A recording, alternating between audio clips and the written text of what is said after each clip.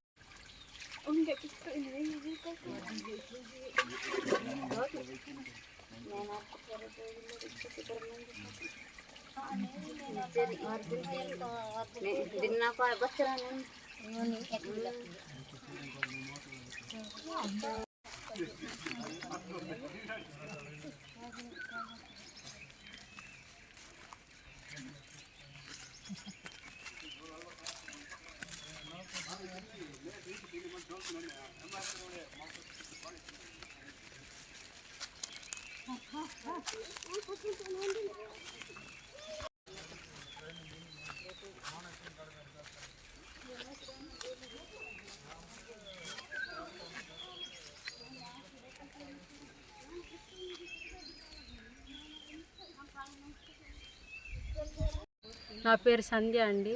మాది సిక్కర్పై అండి. నీరు గురించి చాలా ఇబ్బంది పడుతున్నామండి. 2 కిలోమీటర్ల దూరం నుంచి నీరు పట్టుకొస్తున్నామండి. రోడ్డు కూడా లేదండి. రోడ్డుకి నీరుకి చాలా ఇబ్బందిగా ఉందండి. కొద్దిగా రోడ్డు సమస్య, నీరు సమస్య తీరుస్తారని కోరుకుంటున్నానండి.